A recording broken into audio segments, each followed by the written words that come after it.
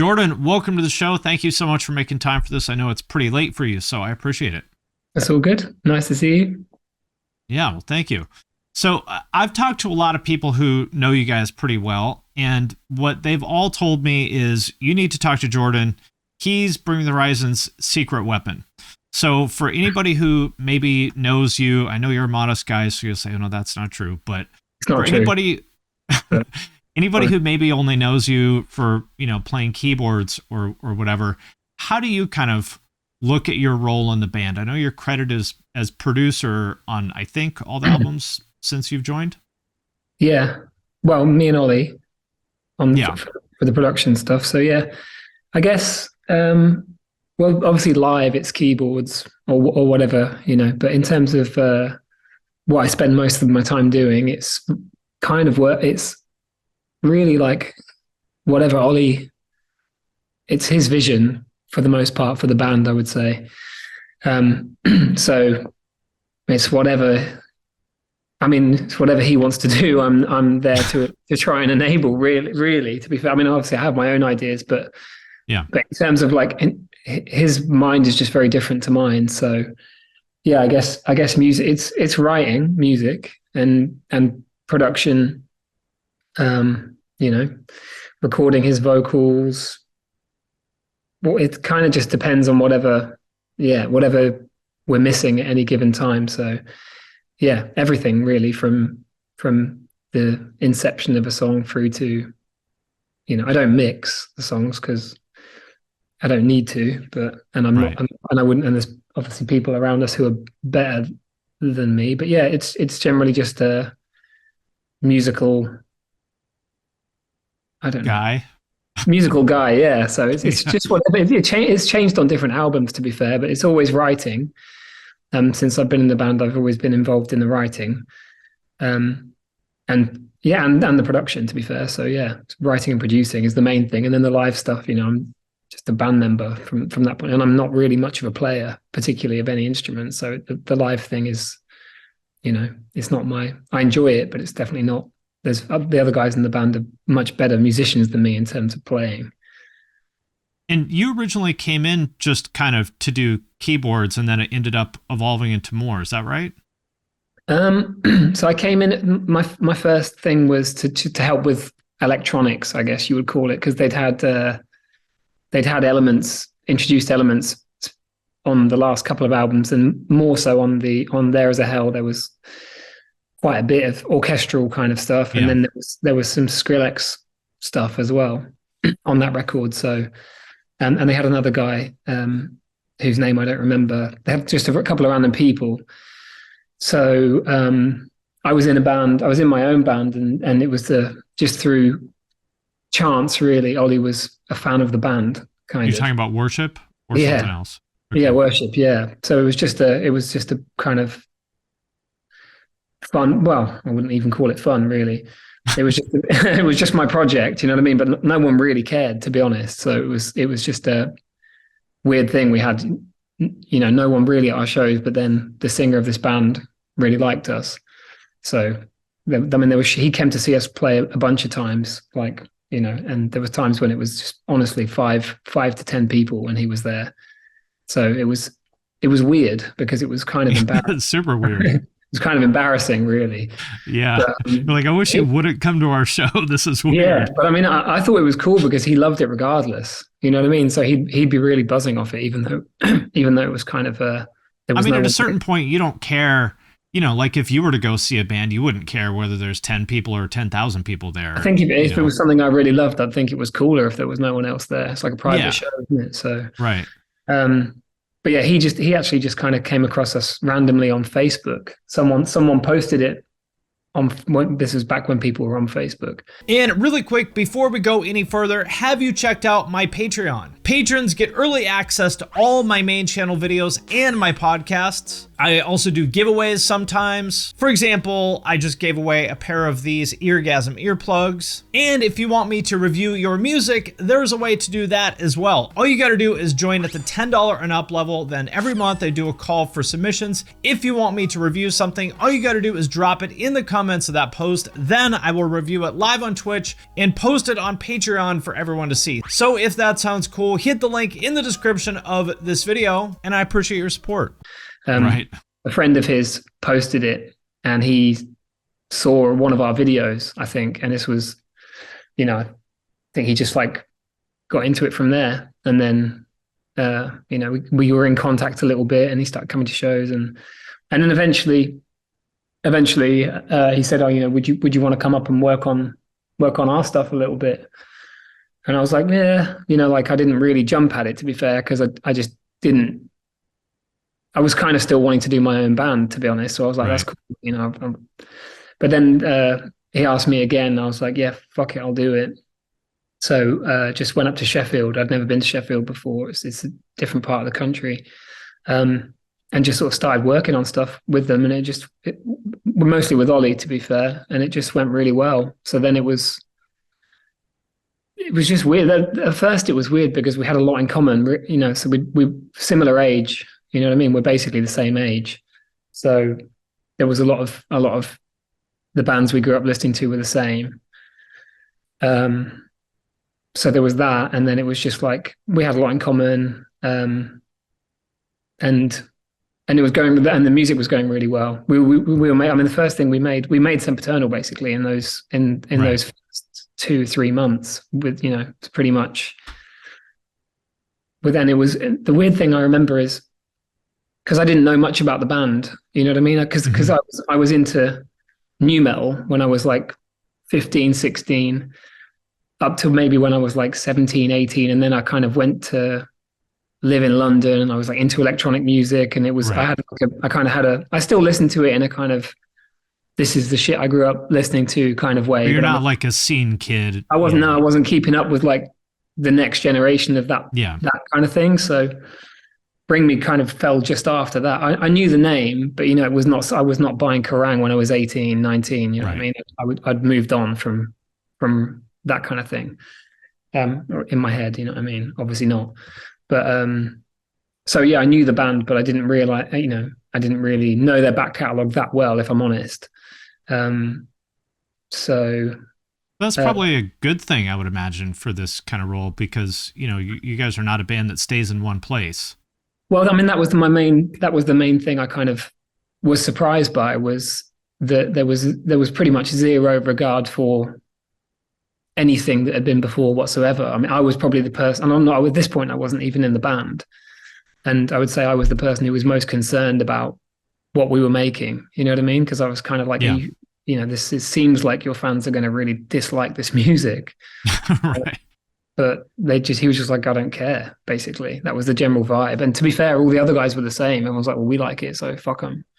So I was like, okay, well, we'll just go with it. And then we made a load of music without really any vocals, which I think was a weird part of the process as well. We kind of made a bunch of instrumentals without particularly thinking about what the vocals were going to do.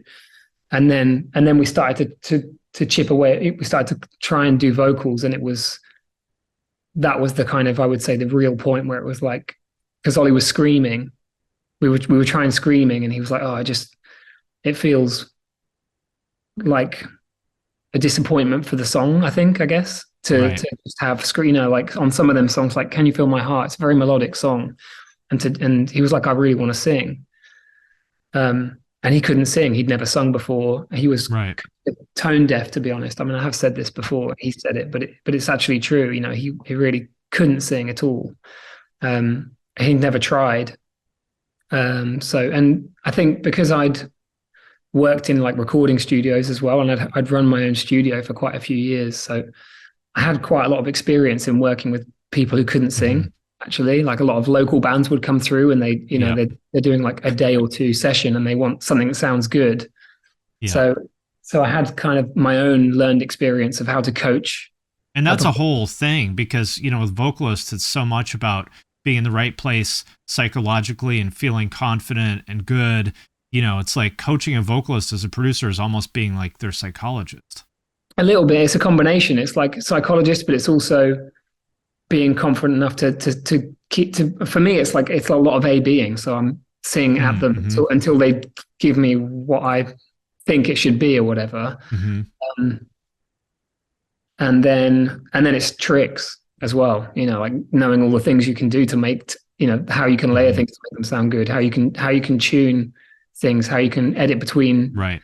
So at the beginning, it was, to be fair, it was quite edit heavy because Oli wanted it to sound really good, but he knew he was reaching a little bit beyond what he could do. But obviously since then, it's just a whole different, he's just gradually improved and improved and improved to a point where I feel like it's its own. You could write a study on that because I don't think it's probably been done that much actually. I just wouldn't have believed that you could go from borderline tone deaf to being able to, headline a festival, actually sing. Oli's a great vocalist now. It's incredible. I mean, he was always a great vocalist, but in a different way, Exactly. Yeah. He's always been a great lyricist, performer, screamer, but some of the heights he's achieved with his singing is just, I still blows my mind, to be honest, because I doubted that at the beginning. I just thought we could get it to sound half decent, but I didn't think he'd ever be able to really stand on a stage and sing it properly. Right. That's just pure grind and determination, I would say. Well, sorry, go ahead. I mean, I was just trying to think where I was because I've gone off on a bit of a tangent. But yeah, anyway, I mean, around that time, that was that process that was my first introduction to the band, was writing that music, and then us realizing, okay, we're going to have some melodic singing, and the process of Oli starting to find his voice, I guess. How do you look back on Sempiternal now? Because I consider that to be really kind of the defining album of that era of metalcore. You obviously had a lot of input on it. And I think the more time goes on, the more people regard it as like a real classic. How do you feel about it looking back on it now? I mean, I do think it's good. I guess it is really, but to me, because I just naturally think of all the things that influenced it. So it doesn't feel as much like a classic to me because I know where it's been stolen from, in a way. Of course. I think that's the kind of that's thing. That's every album. That's every album, and even classic albums, they've all been inspired by other classic albums. I often think of like White Pony, and for me, White Pony by Deftones was like a real seminal. That's their classic album. That was like my favorite album when I was younger, and I think that's just a standalone masterpiece. But I think there's obviously all kinds of influences and things that they were listening to, but they've taken. Oh, I like this riff. We should just like this or whatever. So but yeah, I do think. I mean, there was definitely a lot of bands that sounded like it after it came out. Still are. Yeah, but yeah, it's not a perfect record in terms of. It's not a perfect record in any sense of the word. You know what I mean? So I guess that's part of its charm and its character. What would you say is not perfect about it? Because to me, it sounds very polished. It's just,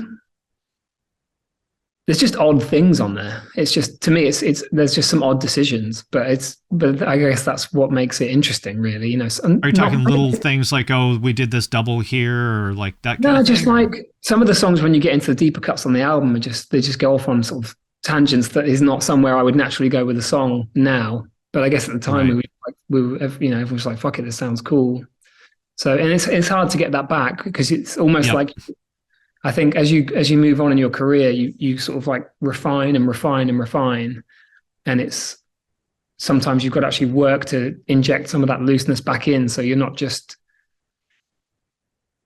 you can box yourself into like the perfect song, and it starts to become, right. And it gets boring. It can start to get boring. Yeah, exactly.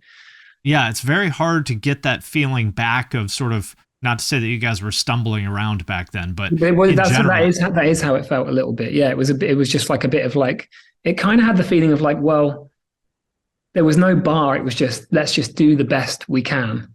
And you're new to the team. I wasn't in the band. So for me, it's like, I don't care. anyway. Right. Do you know what I mean? I want to make it cool, but like, there's It's no your pressure. album, not mine. There's no pressure on me at all. So Right. yeah, I didn't really feel anything. I was into it. I was like, oh, halfway through, I was like, this is cool. But I think it was one of those things where Ollie saw it before me, which is often the way, to be fair. He was like, this is going to be really big. And I was like, okay, cool. Like I was proud of it. I was like, these are cool tunes. And there's definitely, and as it went on, I was more and more like, okay, it's good. But yeah, he really knew that it was going to be good. And I think he felt like if it's really strong, then it doesn't matter if it's a complete change of vibe for the band, because the strength of it will just carry it beyond anything they've done before.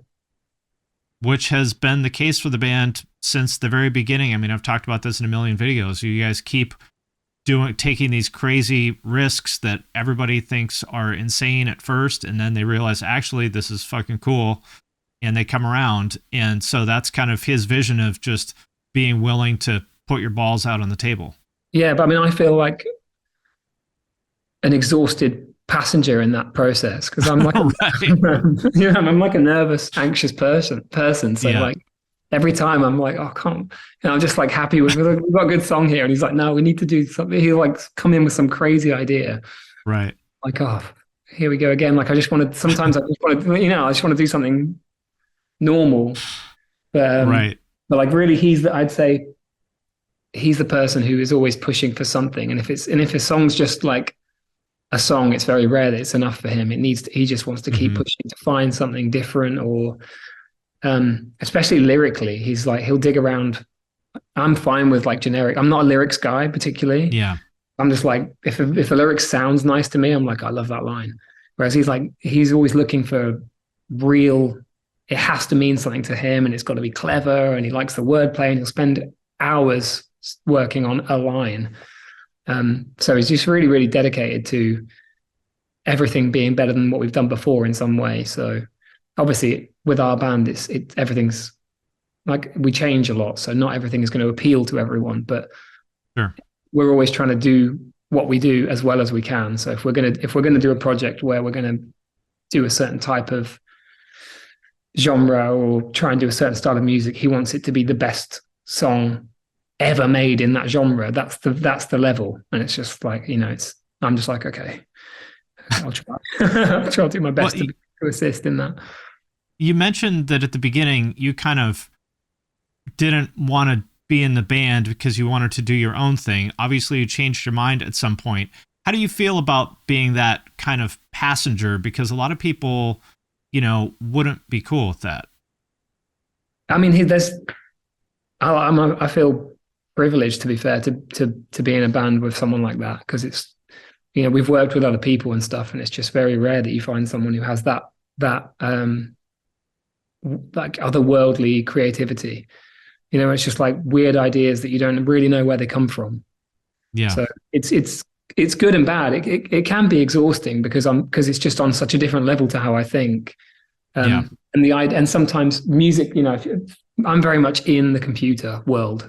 So I'm looking at my screen and I'm kind of crafting, I guess. And then sometimes Ollie will go, okay, I've taken the vocal from the song that we've been working on it for a couple of weeks. I put it over some other, it's an entirely different thing. It's like, we should take it in this direction. I'm just like, oh, it's like, okay, but the boundaries of what, for me, if I've put in a lot of time, I'm like, we're in this lane now, where sometimes he'll flip it entirely or just have another idea. So it can be exhausting, but at the same time, it's what makes us good, in my opinion. I think I'm really good at what I do, but there's other people who can do what I do, in my opinion.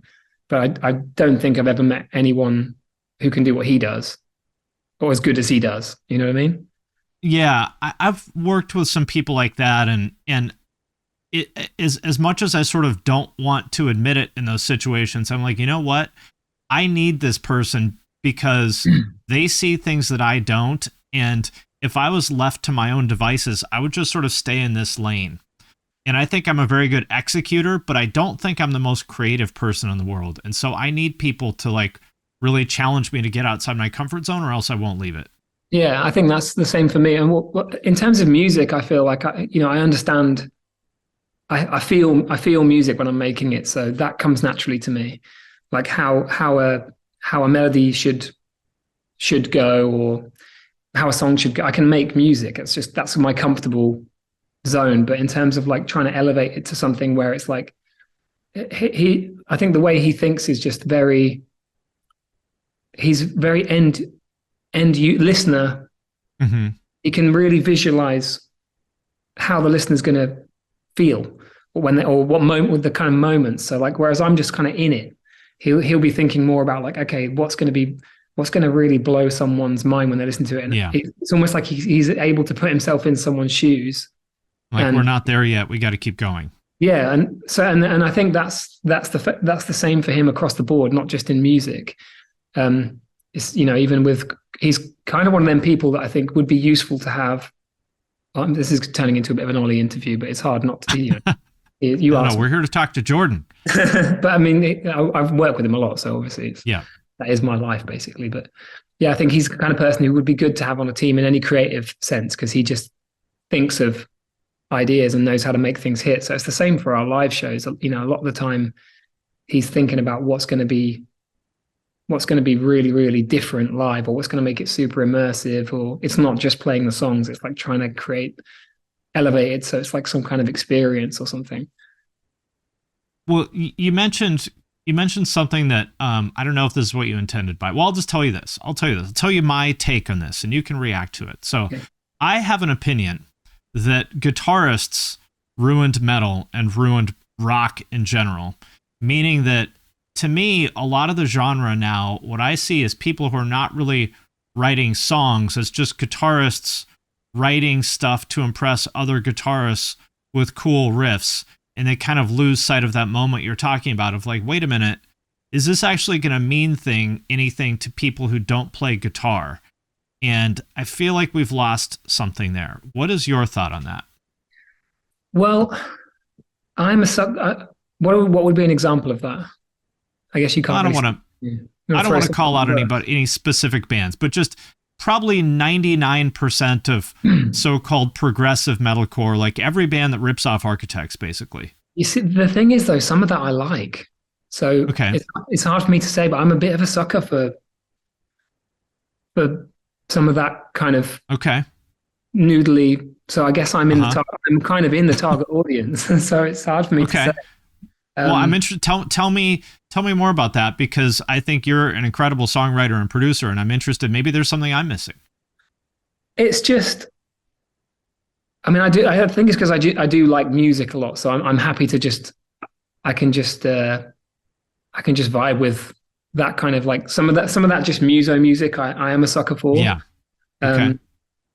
So yeah, but I mean, it's horses for courses, I guess, different things for different people. But like, I don't know I honestly try not to think about like the state of rock music or that kind of thing. Yep. It's just, I don't care. That's my job. Yeah. I think we get a lot of questions about that. Like, what do you think about the state of rock music and metal music? Yeah. I'm like, I don't fucking know. Could be. It's probably better that you don't think about it.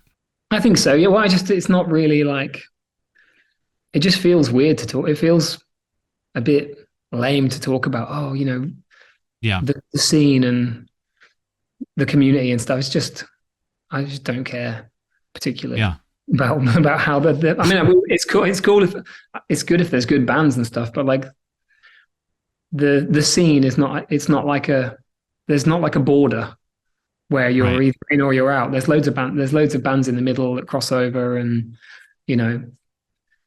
so I guess I don't think about rock music. I feel like it's like, if we want to do a song that isn't a rock song, I don't want to feel like, oh, well, I guess we are a rock band technically, but I don't feel constrained by us being in some kind of rock community. I mean, we've done all sorts of stuff. So obviously we're friends with a bunch of rock bands, and we are for the most part a rock band, but it's not, just like trying to think too much about like the scene. I just think it's like, I'm scared of it for some reason.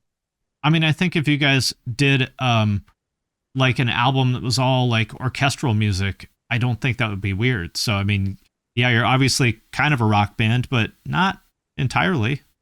I mean, definitely live. I would say we're a rock band. That's where Yeah. I feel like we're a rock band. The live show is a rock show. It's heavy and loud, Right. but yeah, I think we do go a bit all over. But yeah, I think as we've gone on now, at the moment we are very much a rock band right now. Hmm. For whatever reason, that's kind of where we are. And I think on these records we're working on, we will be, for the most part, a rock band. I'm not sure about the third one, but Right. yeah, kind of still. You never know. I don't know, but it's yeah. I feel like at the moment we're in rock band mode, and it's just we're just enjoying. I think for a few years we really tried to avoid to do anything we could to get ourselves away from that world. Yeah. And so musically, especially on Ammo, was really the era where we were most trying to not, like the photos looked different and Very pop and well, just like weird, and we all looked different, and the videos were different. They weren't very like rock videos, and even the tour artwork and the posters and everything. We were just really and kind of the way the live production was. We were just trying to do it. We had dancers, and it was like we had these. Everything was trying to push us away from what we'd done before. we kind of have to plant a flag and let everyone know, like, that you've made this conscious like break from the past. Yeah. I mean, it wasn't even really, I don't even know why it happened, really. I guess I think we were just, when we were writing the album, we just felt like because That's the Spirit was quite arena rock. Yeah. Compared to Sempiternal. So it kind of felt like we've reached a bit of a barrier there in terms of like, if you go further into that territory, then you're going to be there forever. And it's not a particularly creative. I like That's the Spirit, but it definitely was probably about as arena rock as I would want to go as a band. You don't need to do another one. No, not particularly. No. So it was like, okay, well, we can either double down on that and just release another album that's even more anthemic. But it just didn't feel like we could do it as we were writing it. It just, none of them were getting us. So then it was like, I think Ammo ended up being a much weirder album because of that, because we kind of felt like we'd because there's a progression there from, metal band, kind of metalcore, anthemic metalcore, arena radio rock, and then you stay radio rock and just keep radio rock. Right. That's the standard playbook. Yeah, exactly. So I guess we kind of felt like, okay, if we take a bit of a left turn, it wasn't even a conscious decision. It was just like we weren't liking the music we were making when it sounded like that. So anything that sounded like Linkin Park on Ammo was kind of a no for us. So that album in turn ended up being a bit different, you know what I mean? And then it opened some doors for us to be like, I guess then it felt like, then we dropped the weird remix EP, which is just like complete madness. Yeah, which I like. I love that you guys did that. Both of those together, to me, that was like such a like planting that flag. It's like, we're not a fucking metalcore band. Deal with it. Yeah. Yeah, I mean, I still listen to that sometimes as well, and I like it. It was kind of almost my favorite album that you guys have ever done. I think it's awesome. Oh, thanks, man. It was a different time for us. That some good. How do you feel about it looking back on it now? I still like it. I think I know where we went wrong on it. If there was places we went wrong, and I guess maybe I feel like we just it's a bit too restrained in places. I feel like there's a couple of songs that could have not been on there. I think here's what it is actually. Where we were, songs like Nihilist Blues and Wonderful Life, and even like heavy metal, Mantra to some extent.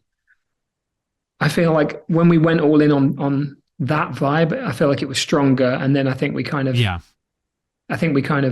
wimped out a little bit and thought, there was still like, we still need some songs that are catchy kind of poppy rock songs. And I feel like the project would have been much cooler if we'd just gone all in on a bonkers album. That's the only thing I would criticize it for. Because I did the concept of it and doing something that's got these weird kind of garage interludes and just it's all over the place, really collagey, I think is cool. Yeah, I really like that a lot. And, I'm a big pop guy, so it's probably the most pop influenced thing to me. So I really liked it. Yeah. Sugar Honey Iced Tea is my favorite Bring Me the Horizon song. Really? That's an unusual choice.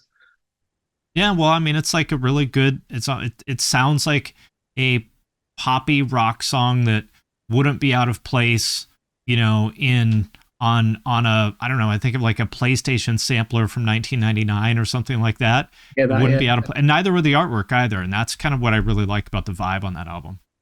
Yeah. The artwork for the album. Yeah. Yeah. The baggy. Yeah. Thing. Just all the aesthetic around that album and the band at that time just kind of, to me, has that kind of vibe. Yeah, definitely see that.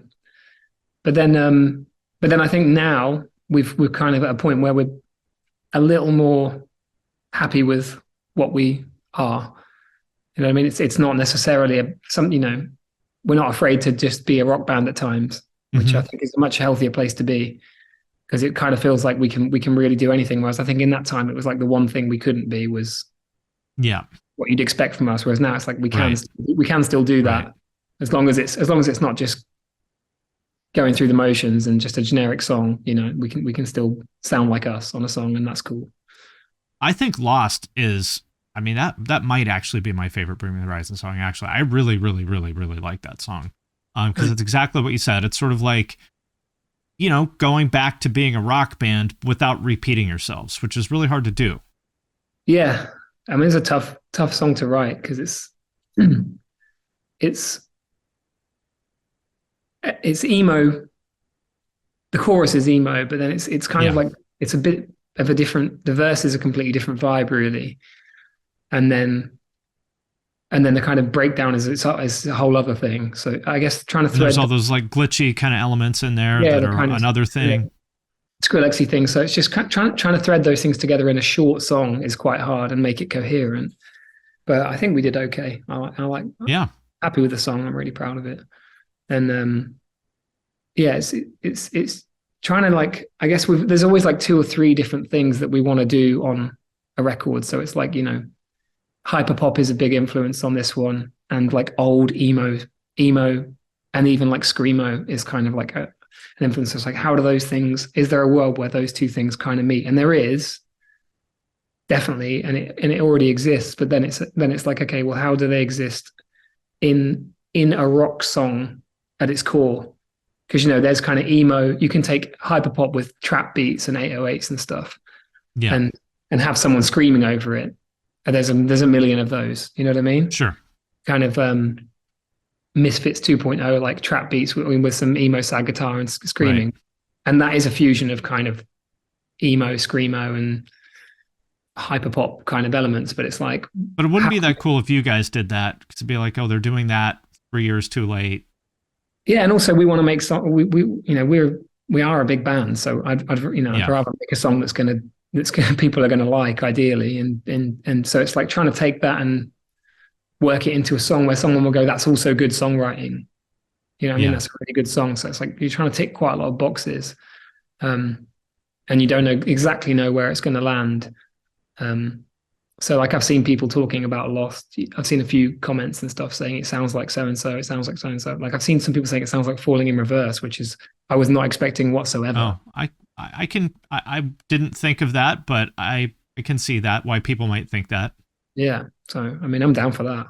I love Falling in Reverse. One of the other questions that I'm sure you're entirely sick of, but I have to ask anyway, is, of course, there's this very vocal part of your fan base that wants you guys to do more metal again.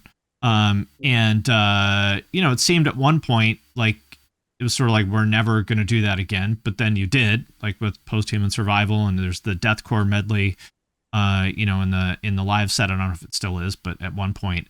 So how do you guys think about that stuff these days? I guess we're not, I don't think anything's off limits for us now in terms of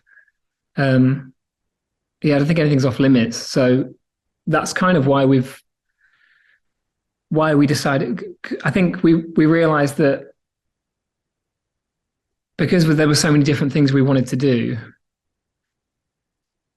doing an album, it made sense for us to try and do this different kind of, to try and limit our options a little bit on each record. So I think that's part of the reason why we're in this, we're in a bit of a vibe for this record, because we want them to be coherent to some extent. So yeah, I think there will be really heavy stuff even on this record. I mean, on this record, there's heavy stuff, to be fair, but it's just not we're not going to release it as a single. Right. Just ideally you want your single to be something catchy. I mean, we actually might, but who knows? To be fair, we might. Yeah, I think we actually are, but yeah, I don't know. To be honest, your guess is as good as mine. I don't know what we're doing. We don't know what we're doing.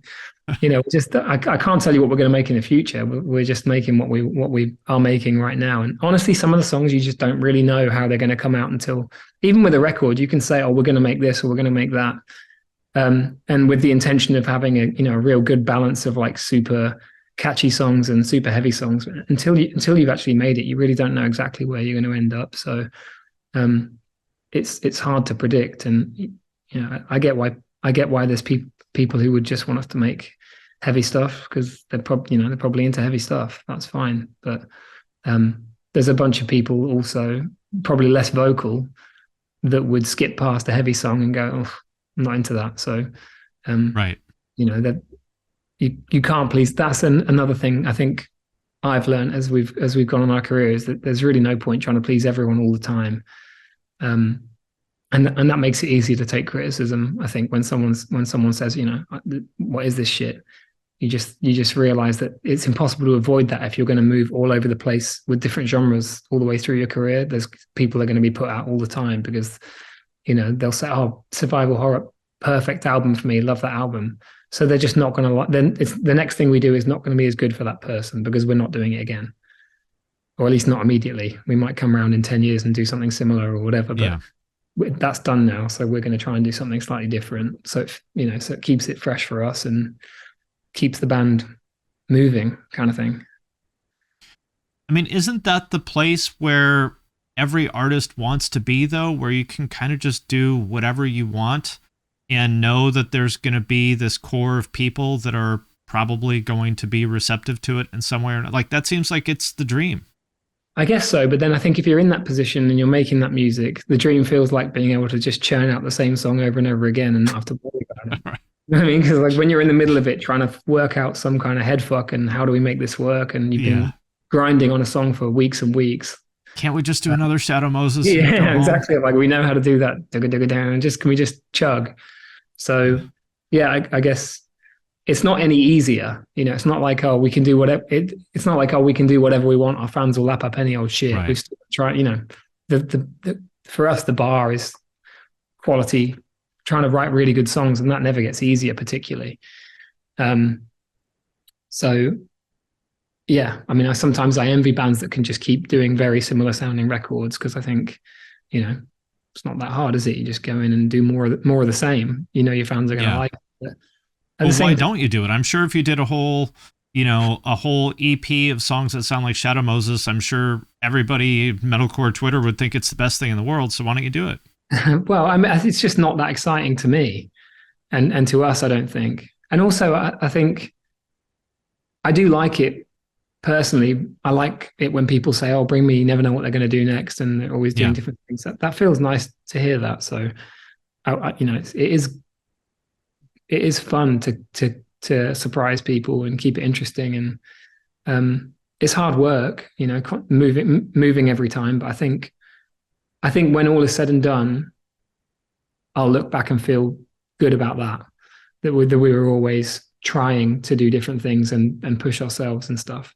And even if that means making something catchy and poppy, I think some people might see that as, oh, they're not progressing. It's really hard to write a song like that. So for me as a songwriter and a musician, that is, if we move into that territory for a record or for a song, it's just equally as challenging.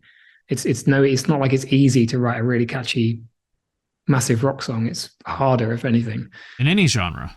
In any genre, yeah. So it's not it, and to be honest, it's the same across the board. If we, on the heavy songs on survival horror, they're not easy to make. Them not easy to make good ones that you would say are feel fresh and because a lot of our songs I think are reminiscent of something.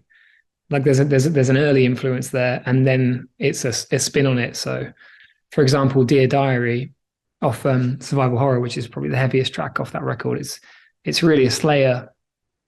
Mm-hmm. It's a Slayer type of thrash vibe, that dun dun dun dun dun dun, the kind of stabby thing. Yeah. So then it's kind of working out a way that we can take that and make it feel like like it's completely not Slayer. And pretty much that's pretty much the brief for all of our songs is like take something that we like from the olden days and then mash it up with some other stuff and try and create something that feels like, oh, I've never heard that before. So talking to you, there's this kind of undercurrent of, I guess, being tired and sort of like I don't know, feeling stressed and challenged. But this is the undercurrent. This is what I'm giving. Yeah. But which I feel that way all the time. So maybe I'm just like picking up on that. But obviously you keep doing this. What makes you happy? It doesn't seem like you are motivated by, fans praising you necessarily. Like what is it that makes you happy about all this?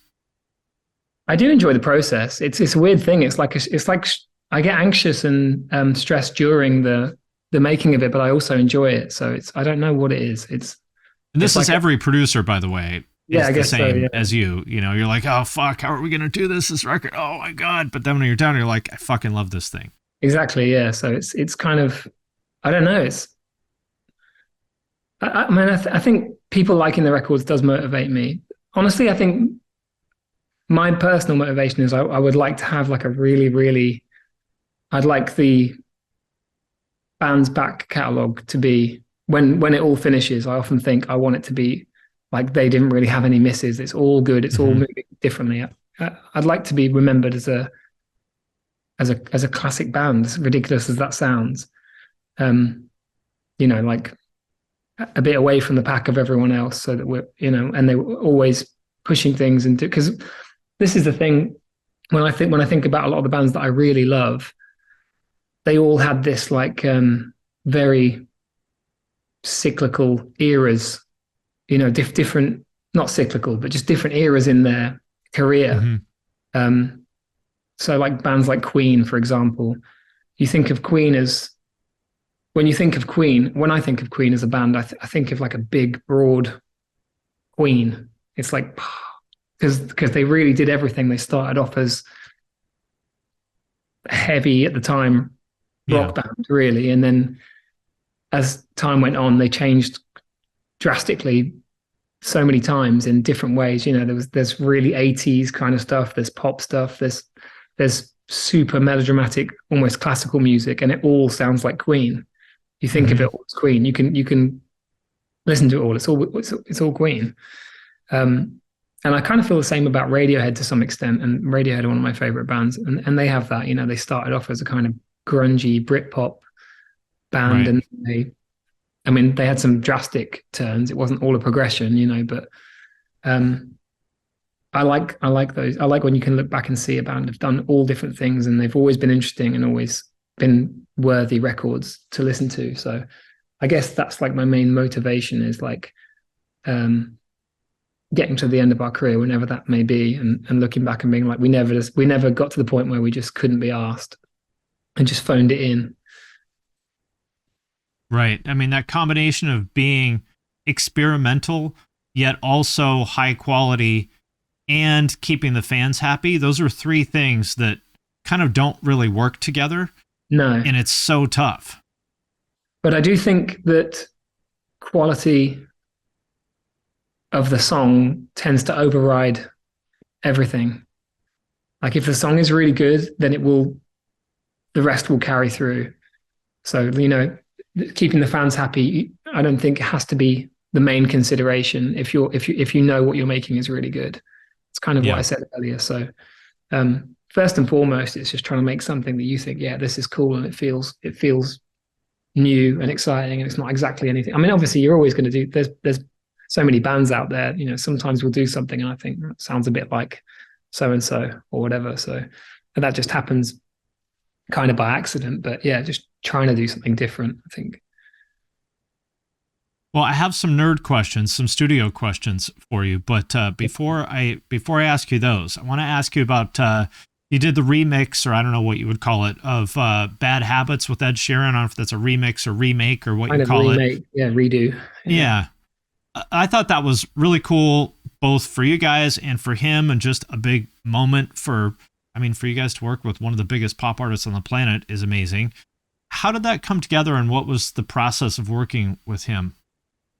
So we got an email from his management team saying Ed's doing the Brits, opening the Brits in 2 weeks. Do want to be his backing band. That was the first email. So I was with Oli in Brazil at his house, and the first thing was, he was like, I guess they just want you guys to be the band. Like we thought maybe Right. they just wanted us as like unknown. Yeah.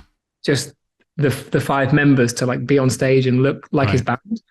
And to be fair, we were gonna say yes anyway. Sure. Like, even if it was, I was just like, hell yeah, I want to be in his Yeah. backing.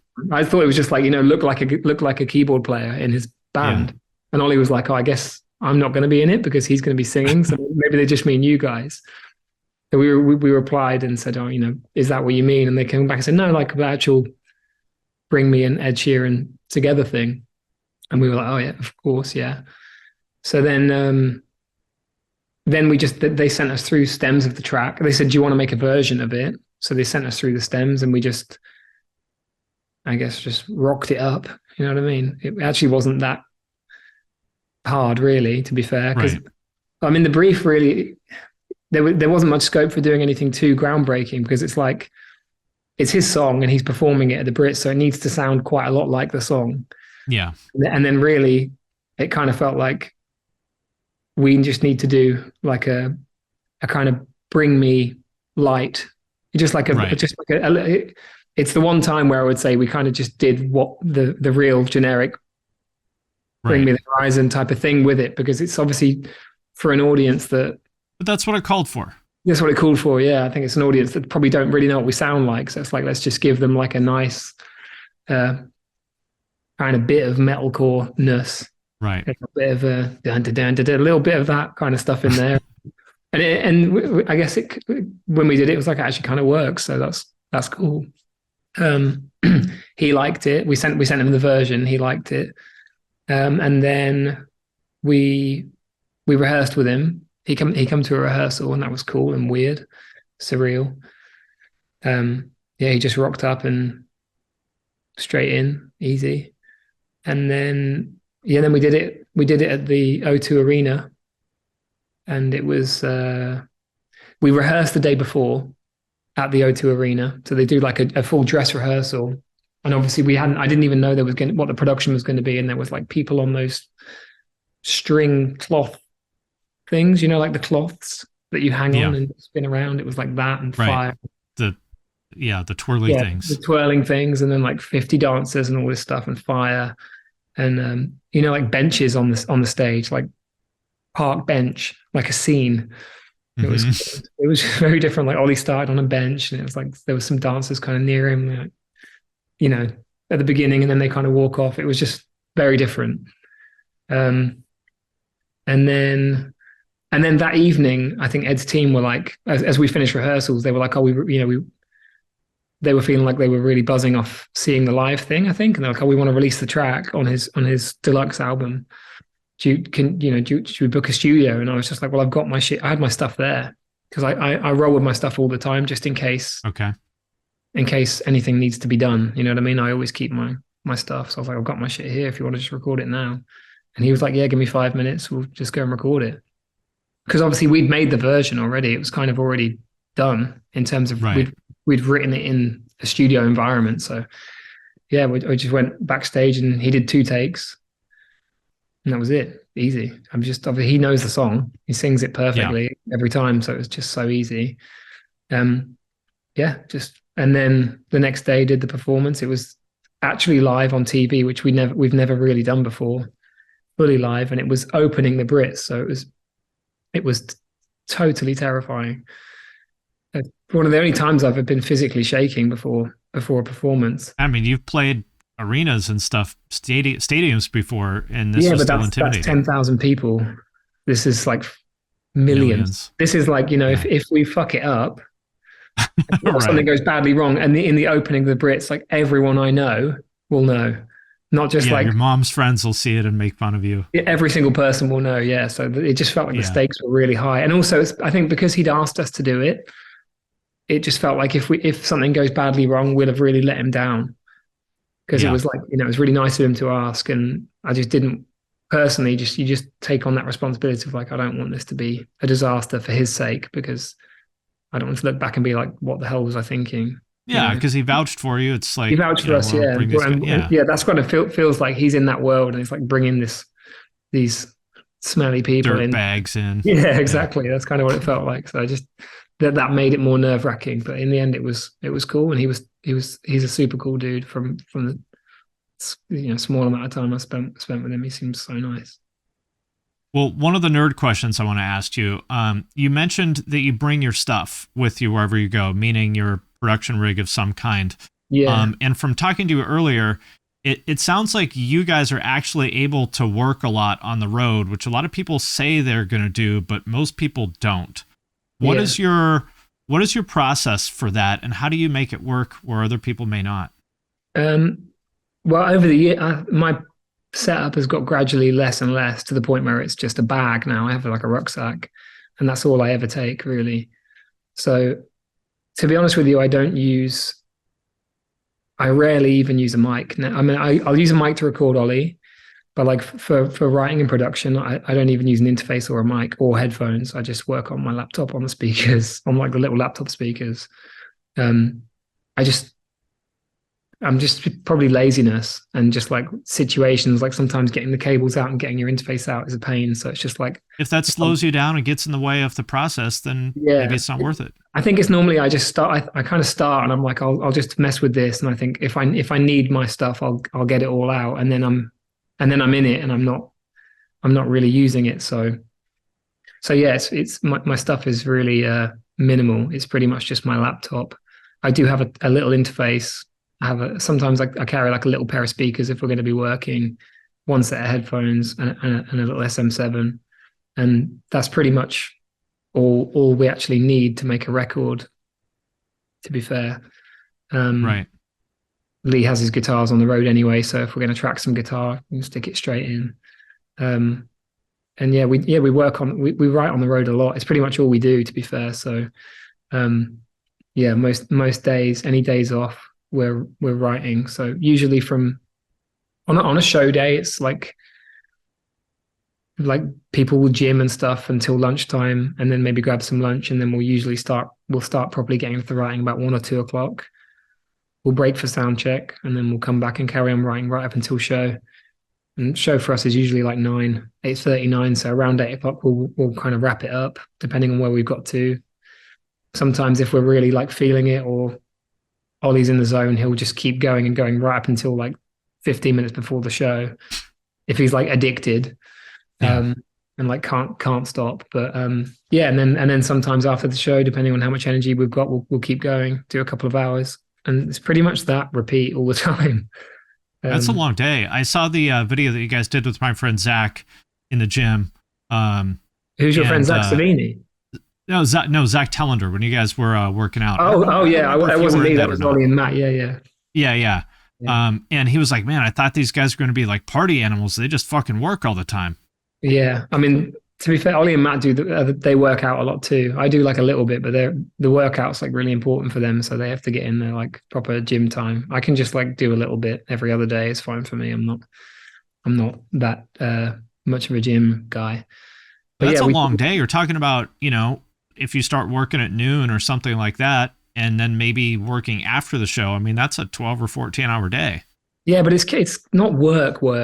You know, you can kind of jump in and out, and people dip in and out a little bit. So it doesn't feel like it because you're not like in the grind for Yeah. that amount of time. And also on tour, we have Zach Savini comes out with us, who's produced, and Yeah. uh, he produces with us and helps us, and that actually takes a little bit of weight off of me. So if I want to just go and do something else for a bit, we're still progressing and there's still stuff being done. And I really like having him out on tour. Actually, I wasn't sure at first. I was like a little bit like, "Ooh," just because I'm quite a control freak, and it's kind of He's brilliant. yeah, he's so good, yeah. So and that's kind of made it a lot easier for me, and it's allowed me to take a little bit of a step back and maybe come up with better ideas. I feel like potentially, or it's just like if when we get to a point and we're looking for where do we go next or something, I can kind of just sit and cook something up and fire it over to him, and then he'll take it. So it's a slightly different way of working, but I feel like the heart of it is still the same. It's just it's not quite so much. I mean, I used to be such a control freak. I'm like, that's the spirit. Had hands on everything, edited all the drums, went through every tom hit to take out all the noise. It was just like obsessive. Edited all the guitars, all the vocals, everything. Which that's for anybody listening to this may not be familiar. Like, I would say it's pretty unheard of for a member of the band to be doing drum edits. Yeah. So I mean, I feel like we pretty much handled everything entirely on the album and handed it to Dan, and then we went to the mixer's place and mixed it with him over the course of like 2 weeks because there was such a specific. We knew exactly what we wanted it to sound like. So yeah, it just used to be so hands-on that it was almost too much, I would say. Yeah. And now I think trying to find a little bit of a balance, just so I'm not burning myself out because I'm a little bit older and I've got children and stuff. And also just trying to like manage. I think we've got a little bit better at like delegating, so we have people who can help us, who we trust. And there's also like, we're now using other like producers for additional production and extra stuff like that. And that's something that I didn't think I would ever enjoy, that I really, really am enjoying. Like, you kind of get the song up to a point and it sounds like the song. And then you give it to someone and say, give us loads of shit. And they'll send back a load of different production, little bits and bobs and weird noises and shit. And it's really fun to play with that. So Lost had some additional production on it by Tracy Breaks, and just some really cool stuff that adds some different. It just makes it feel a little more collaborative, to be honest. So yeah, that's kind of a fun thing as well. Yeah, and especially if you're in this position, which you guys are, of constantly kind of trying to push the limits and do something new. There's the most creative person in the world only has so many ideas. Yeah, exactly. I also think age, being aware of. I mean, I'm not 50, but I mean, we are not 19-year-olds. Do you know what I mean? So it's like it's not necessarily trying to get a young sound. It's not that. It's more just collaborating with younger musicians is inspiring and keeps you on your toes. You know what I mean? Mm-hmm. So it's more that for me. It's like just keeping in touch and not letting yourself I think the more distant you become from new up and coming people making music, the more easy it is to just revert into your shell and become start to do the same thing again. It's like you all these things you can yourself. Do to protect yourself from getting into like a little cycle where you're just right. So I feel like that's really helped us, just being open to collaborating and giving someone something and saying, just do whatever with it, do whatever you would do with it, and then we take it. And to be honest, we always it ends up getting pulled back into a Bring Me the Horizon song anyway. But it just can give you some interesting ideas and different perspectives on it. So I feel like it's almost like you've kind of come full circle of, you worked with outside producers before you were in the band quite a bit, and then you and Oli sort of took on that role, and now maybe you've broadened the circle a little bit more to bring in some other people. You guys are still the producers at the end of the day. I guess so. That is, I mean, especially on these records, because they're all different. I think it makes sense for us to be like, okay, let's use people. Like, for example, this record we're on now, we're wanting a bit of a hyper pop kind of influence. It's like, well, there's people who we can collaborate with, Right. who are. I mean, I can do that stuff, but also there's people who do that, who exclusively do that stuff. I don't exclusively do that stuff. So it's like we can, and it's like, okay, if the third record is going to be really electronic, I mean, there's so many electronic producers who I love, who would be interesting to work with. The fourth record, if we're going to do something really heavy, it's like we've worked with Mick Gordon before. He makes the heaviest sounding shit ever. Yeah, you're not going to do Mick Gordon better than Mick Gordon does Mick Gordon. No, so we'll bring him back again. Yeah, right. 100%. Right. Maybe. Cool. Well, I know it's late for you. I will let you go, but thank you very much for your time, and hopefully I will see you guys when you come through Seattle.